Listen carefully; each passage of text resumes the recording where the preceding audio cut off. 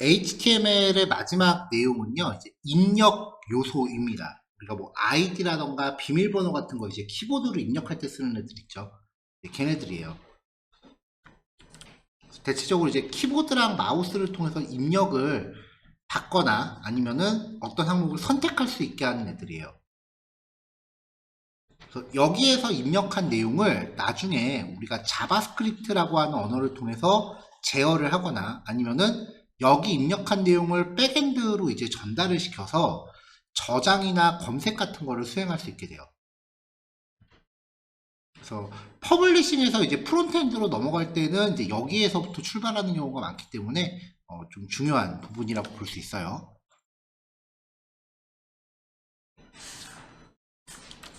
자, 입력 양식의 영역을 만드는 특성들인데요. 크게 이제 폼이라고 하는 태그로 입력 영역을 구성합니다. 근데 이 폼 태그에 세 가지 속성이 들어있는데 이 세 가지 속성은 퍼블리싱이나 프론트엔드에선 사실 쓰임이 거의 없어요. 백엔드하고 연계할 때만 이제 위력을 발휘하는 속성들이기 때문에 사실 우리는 이 속성을 쓸 기회가 없을 거예요. 그래도 이제 백엔드하고 연계를 언젠가는 하겠죠. 그래서 미리 정리를 해보면요. 첫 번째 메소드 속성은요. 백엔드한테 전송하는 방식을 뜻합니다. 네, 화면 죄송합니다. 자, 메소드라는 속성은 백엔드한테 페이지를 전송하는 방식이에요. get, post, put, delete 네 가지 속성 중에 HTML이 지원하는 거는 get, post 두 가지 방식만 지원을 해요. 나중에 우리가 자바스크립트에서 이제 CRUD라고 하는 기법을 배우게 될 텐데 그때 이 네 가지 방식에 대한 설명이 진행이 됩니다. 뭐 지금은 그냥 전송 방식이다 정도만 기억하시면 되고요. 액션이라는 속성은 입력값을 전달받을 백엔드 페이지의 주소입니다. 그 다음에 이제 ENC 타입은 멀티파트 폼 데이터라고 하는 값을 고정으로 넣는데 요거는 파일 업로드가 같이 병행될 때 명시를 합니다. 다시 한번 말씀드리지만 지금 우리는 그냥 폼 태그만 써도 충분해요. 이 폼 태그 안에는 아무 태그나 다 들어갈 수 있습니다. 화면 UI를 구성하는 과정에서는 중요하지 않아서 아예 이 속성을 명시하지 않는 경우가 많아요.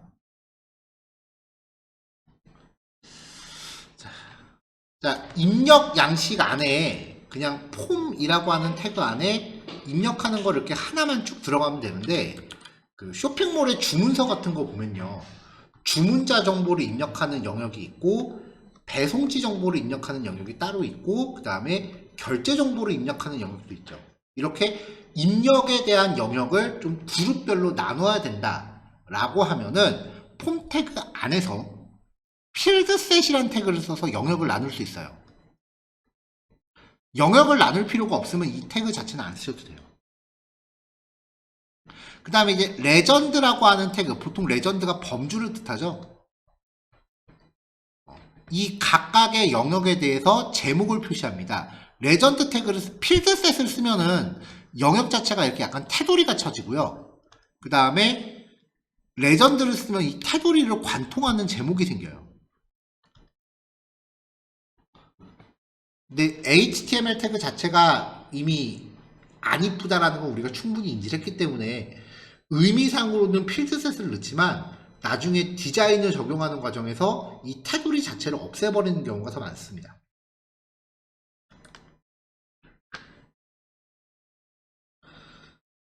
그럼 이제 입력 항목을 만드는 방법입니다.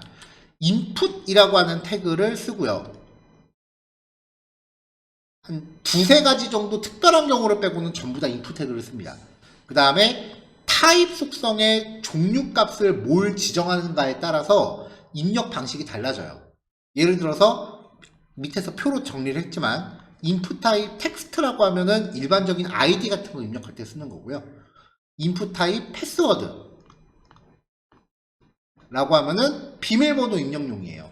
이런 식으로 이제 종류별로 속성값이 있으니까 요거를 잘 정리하셔야 되고요.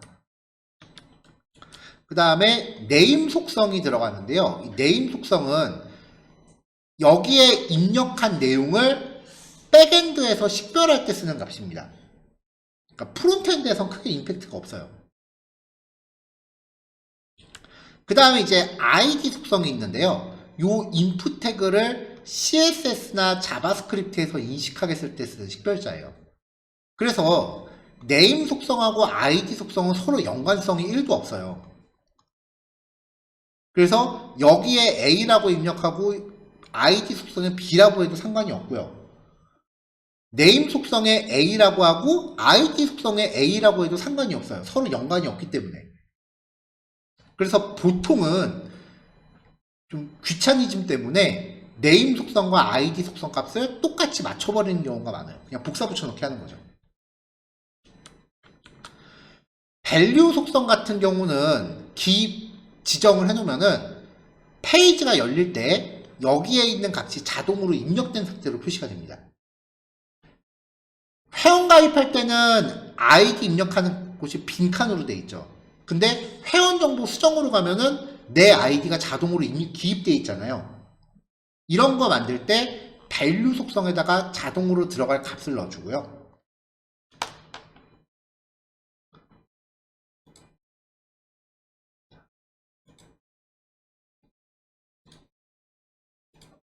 플레이스홀더는 요겁니다.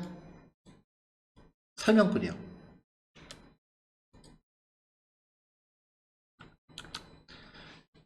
인풋 타입 값 중에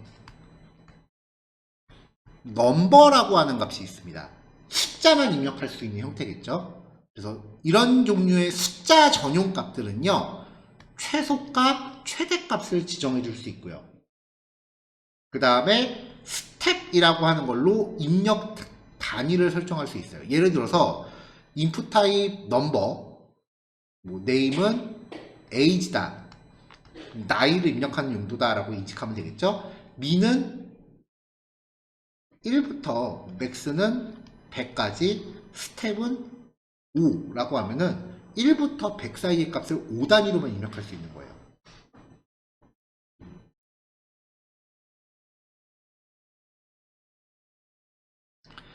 체키드하고 리콰이어드는 특별히 값은 없고요. 속성 이름만 지정하는데 인풋 타입의 체크박스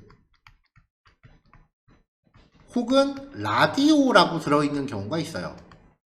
체크박스는 이렇게 돼서 선택할 수 있게 하는 애들이고 라디오 버튼도 동그라미로 이렇게 선택하는 애들이에요. 체키드라는 속성을 지정해주면 페이지가 열릴 때 기본적으로 선택된 상태로 표시가 됩니다.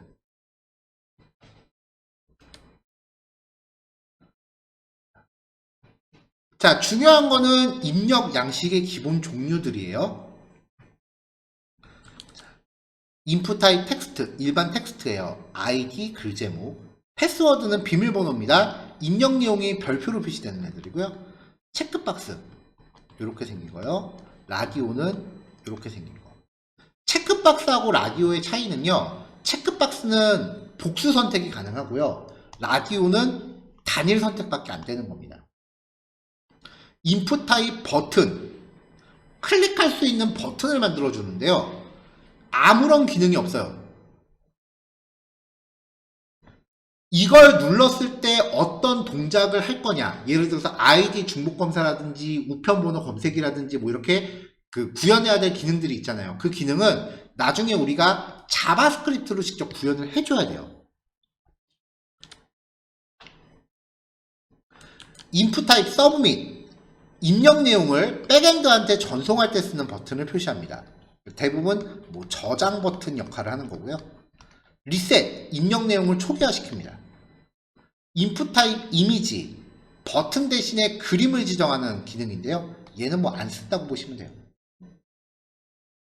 옛날에는 많이 썼는데 CSS가 기능이 좀 많이 좋아져서 얘를 쓸 이유가 없어졌고요. 인풋 타입 타임, 시간을 선택할 수 있어요.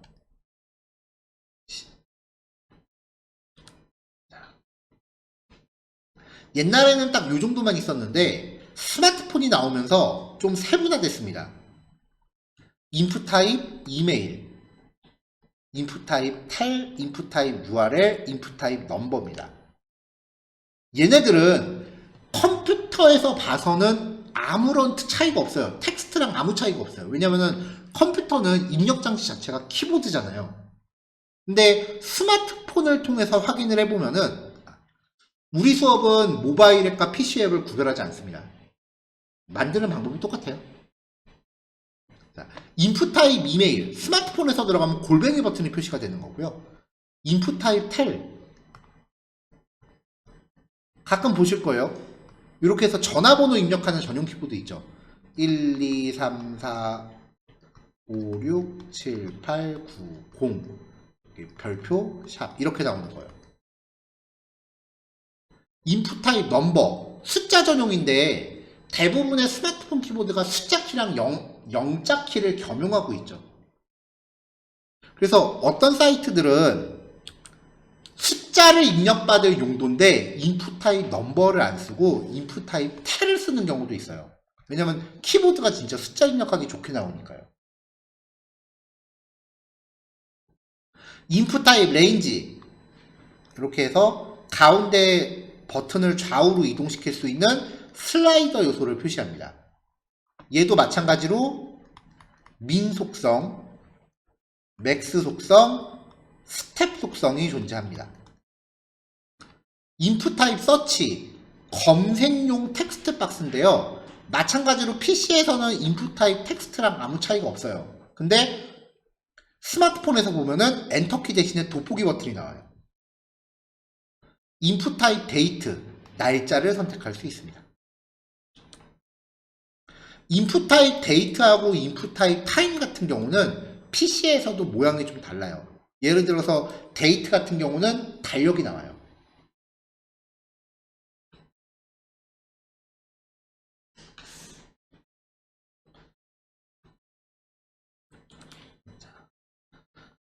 자, 밸류 속성. 네, 아까 말씀드린 대로 페이지가 열릴 때 입력되어 있을 기본값이고요. 체키드, 라디오나 체크박스인 경우 선택 상태로 지정해주고, 민, 맥스, 넘버나 레인지인 경우 스텝은 마찬가지로 넘버나 레인지. 맥스 랭스는요, 키보드로 입력하는 형태에서 최대 글자 수를 지정합니다. 이 속성값들은 필요 없으면 다 명시 안 하셔도 되는 애들이에요. 필요할 때만 명시하시면 됩니다.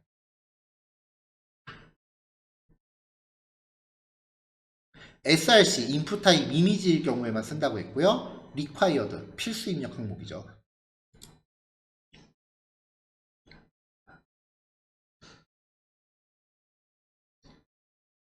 자, 그 밖의 요소들인데요. 첫 번째 예제에서는 텍스트 에이리어까지만 쓸 거니까 2, 3번은 조금 이따 말씀드릴게요. 텍스트 에이리어는 장문을 입력해요. 앞에서 말씀드린 애들은 다 이렇게 길쭉하게 생겨서 엔터키를 못 치는 애들이고요. 텍스트 에이리어는 이렇게 네모 박스처럼 생겨서 엔터키 쳐가면서 줄바꿈을 할 수 있습니다. 다른 애들하고 차이가요. 앞에서 소개해드린 애들은 기본적으로 작성되어 있을 내용을 value라고 하는 속성에다가 넣어주면 돼요. 근데 얘는 특이하게 마침 태그가 있어서 내용을 이 사이에 넣어줘요. 자, 3, 4번은 조금 이따 보여드릴 거고, 버튼, 인풋 타입 버튼, 서브 및 리셋 아까 말씀드렸죠? 타입에다 버튼, 서브 및 리셋 넣어주면 되고요. 버튼은 아무 기능 없다. 서브 밋은 백엔드한테 입력 내용을 전송한다. 리셋은 다 입력값을 지운다. value에다 표시하는 게 버튼에 표시되는 문구입니다. 근데 인풋 태그로 버튼을 만드는 건 조금 옛날 태그예요. 지금 제가 옛날 태그라고 말씀드리는 거 지금도 계속 쓸 수 있습니다. 못 쓰는 거 아니에요. 근데 이제 나중에 버튼용 태그가 따로 생기더라고요. 제가 봐서는 HTML 버전업한 것 중에 제일 쓸데없는 기능이 아닌가 싶어요. 옛날 것도 결과가 똑같은데 뭐하러 굳이 새로 만들었을까 싶어요. 버튼이란 태그고요. 이 태그 안에 들어가는 내용이 버튼에 표시되는 문구예요. 그러니까 인풋 타입 버튼과 그냥 버튼 태그는 차이가 1도 없어요.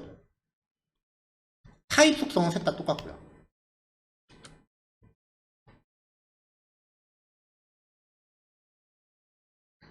자, 요거까지만 보고 예제 하나 볼게요. 첫 번째 예제가 내용이 좀 많아서 요번 교시는 딱 여기까지 보고 예제 하나만 하려고 합니다. 자, 라벨이란 태그인데요. 인풋 태그에 대해서 제목을 달아주는 용도예요. 포 속성을 통해서 인풋 태그의 id 속성과 값을 연결해 줍니다. 그러면 이제 시멘틱적으로 이 텍스트가 인풋 태그에 대한 제목 역할을 합니다. 여기까지 보고서 이제 좀 볼게요.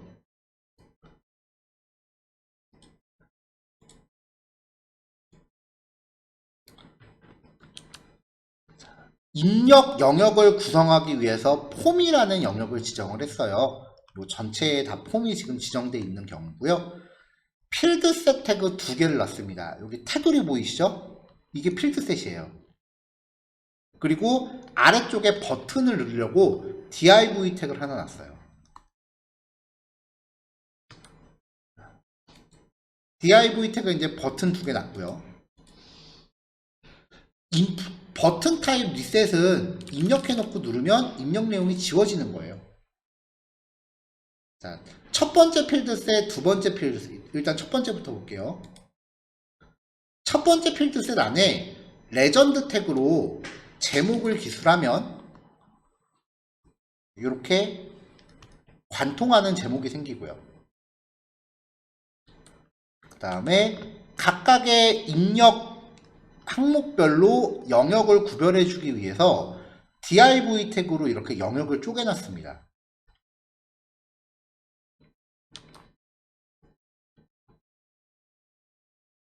이제 하나씩 열어볼게요.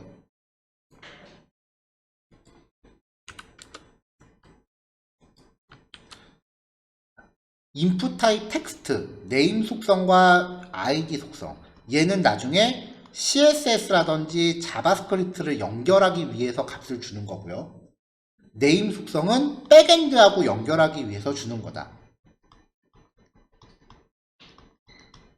그래서 이 두 가지 사이에는 연관성이 1도 없기 때문에 이 두 개 값이 똑같건 다르건 서로 신경 쓰질 않아요. 그래서 보통은 코딩할 때 여기 A, B 이렇게 값을 다르게 주기 귀찮으니까 복사 붙여넣기 합니다. 맥스랭스 20이니까 여기에는 20글자까지만 입력이 가능할 거고요. 플레이스홀더, 여기 설명글이라고 말씀드렸죠? 자, 근데 이 라벨 태그로 제목을 지정할 때 라벨 태그 안 써도 사실 화면상으로 볼 때는 아무 차이가 없거든요. 근데 라벨 태그를 쓰게 되면 어떤 일이 발생하냐면요. 지금은 이 아이디를 클릭하면 그냥 글자니까 선택이 되고 말아요. 그러니까 글자를 쓰려면 내가 이 박스 안을 제대로 클릭을 해줘야 되죠. 여기 클릭해야 이렇게 들어가죠. 근데 라벨 태그로 이렇게 영역을 연결해 놓으면은 제목을 클릭했을 때 입력 커서가 연결되는 안으로 들어가요. 이렇게 라벨 태그가 기능이 없는 게 아니에요.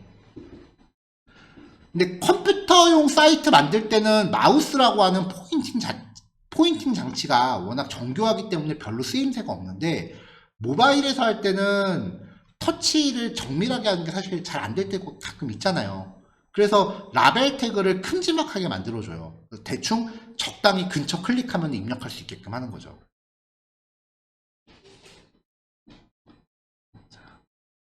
자, id 이렇게 입력하고요. 그 다음에 밑에도 인풋 타입 텍스트 똑같이 20글자까지 입력할 수 있게 회원 이름 입력하게 했고요. 20글자 넘어가면 더 이상 입력이 안 돼요. 인풋 타입 패스워드 얘도 20글자 입력했고요. 네임 속성, 아이디 속성은 뭐 아무거나 마음에 드는 대로 주시면 돼요. 이렇게 별표가 입력되고요. 텍스트 에이리어 얘도 맥스랭스 100자 얘는 특이하게 종료 태그가 따로 있다라는 거 입력하고 엔터 칠 수 있는 거죠.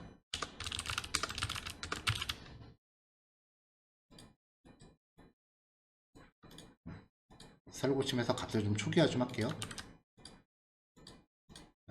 여기다가 밸류 속성을 이렇게 지정을 해주면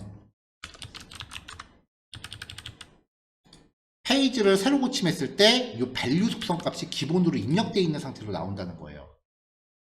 그러니까 회원가입 페이지랑 회원정보 수정 페이지의 차이를 떠올리시면 돼요. 회원정보 수정할 때는 내 정보가 다 입력된 상태로 등장하잖아요, 페이지가.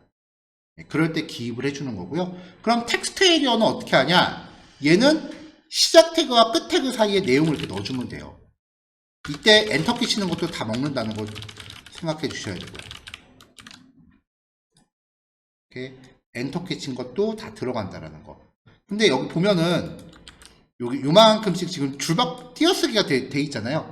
그럼 그것도 고스란히 이렇게 다 먹습니다. 그래서 여기에 내용 줄 때는 이렇게 줄바꿈은 하더라도 들여쓰기는 없게끔 해야 왼쪽에 따닥따닥 붙어요.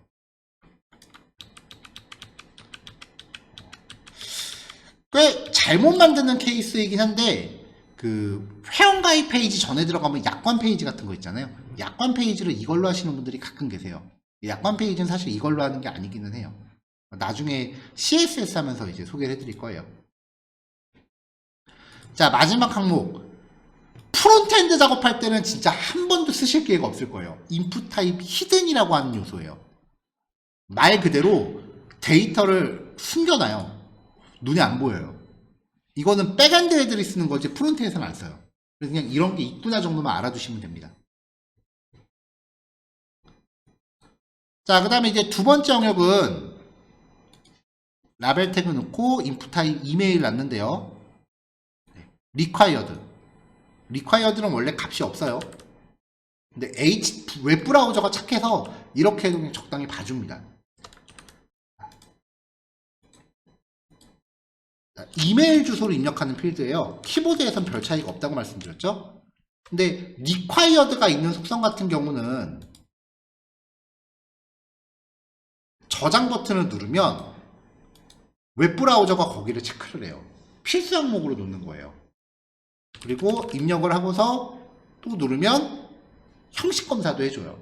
근데 이 웹브라우저가 검사하는 형식은 그냥 골뱅이가 있냐 없냐만 확인을 해요. 그래서 입력 값의 형식 검사는 나중에 자바스크립트라는 게 좀 더 디테일합니다. 그래야 뒤에 점 뭐뭐뭐 이런 식의 형식까지 검사할 수 있어요. 인풋 타입 URL 홈페이지 입력용입니다. 스마트폰 키보드에서 인풋 타입 URL로 하면은 .com이라고 하는 버튼하고 슬래시 버튼이 같이 표시돼요. PC는 필요 없겠죠. 나이 인풋 타입 넘버입니다. 최소 19부터 100까지 1단위로만 입력할 수 있다. 여기에는 일반 글자를 입력하면 입력이 안 됩니다. 숫자만 입력해야 되고요. 그 다음에 이렇게 화살표로 나오는데 저는 개인적으로 인풋 타입 넘버를 잘 안 써요. 왜냐면 여기서 스크롤 잘못하면은 숫자가 드륵 하고 올라가는 그 마우스들이 가끔 있어요. 연락처, 전화번호용이고요. 얘가 인풋 타입 레인지. 여기가 얼마일까요? 여기는 얼마일까요? 몰라요. 그래서 인풋 타입 레인지를 쓰실 때는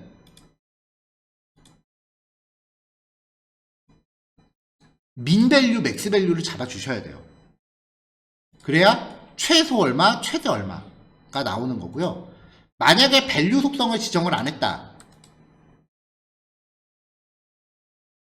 밸류 속성을 지정을 안 했다. 그러면은 페이지가 열릴 때 가장 중앙으로 들어가요.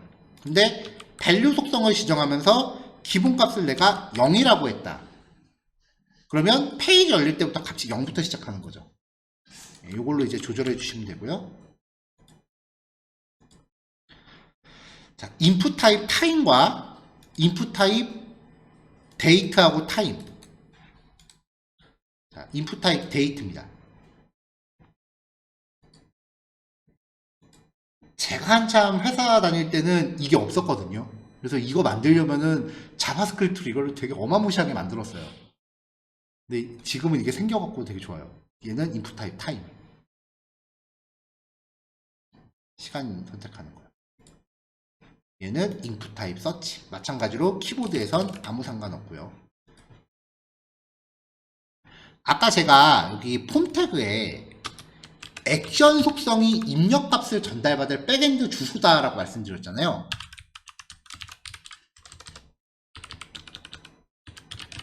그래서 만약에 네이버로 지정을 하면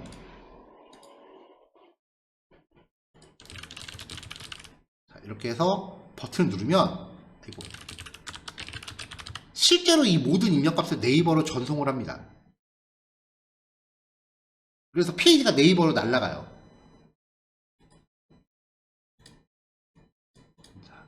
네이버는 지금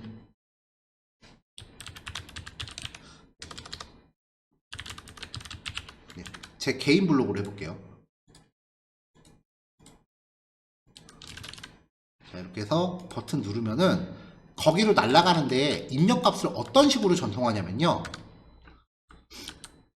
인풋 타입의 네임 속성을 물음표 뒤에 네임 속성을 지정해 주고요.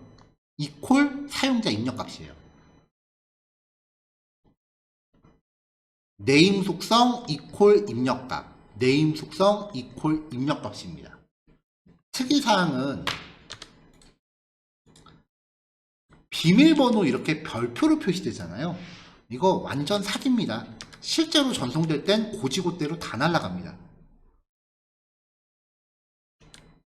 자, 아까 제가 전송 방식을 의미하는 게 메소드라는 속성이라고 말씀드렸죠. 이렇게 입력한 내용이 주소에 고스란히 남는 방식이 전송 방식의 get이에요. 그래서 이 get 방식 같은 경우는 검색어 같은 거 처리할 때 씁니다. 보안에 필요 없는 경우. 비밀번호 입력했는데 이렇게 고스란히 다 노출되면 좀 곤란할 거 아니에요. 그런 경우에는 포스트라는 값을 씁니다. 이 포스트는 버튼 누르면 노출이 안 되죠. 노출되지 않은 상태에서 이렇게 약간 뒷단에 숨어서 날아가요. 이렇게 뒷단에 이렇게 숨어서 날아가요. 그렇다고 이걸 중간에 못 보는 건 아니고요. 여기 지금 405라고 뜨는 경우는 지금 이게 지정한 페이지가 제 블로그거든요. 제 블로그에 다른 데서 포스트로 전송하는 거를 차단해 놨어요. 왜냐면 아무 사이트에서나 나한테 정보를 다 보내면 거기서부터 이제 페이지 보안에 문제가 생길 수 있기 때문에 막아놔서 지금 이렇게 뜬 거고요. 지금 말씀드린 거는 그냥 한번 듣고 잊으셔도 돼요. 왜냐면 뭐 백엔드 개발 공부할 때 이렇게 작동하는 겁니다 라고 배우는 속성인데 내용의 포지션상 HTML 태그에서 이제 봐야 되는 거니까 이런 것도 있습니다 라고 소개해 드리는 것 뿐이지 우리는 이 메소드나 액션 속성 쓸 일이 없어요.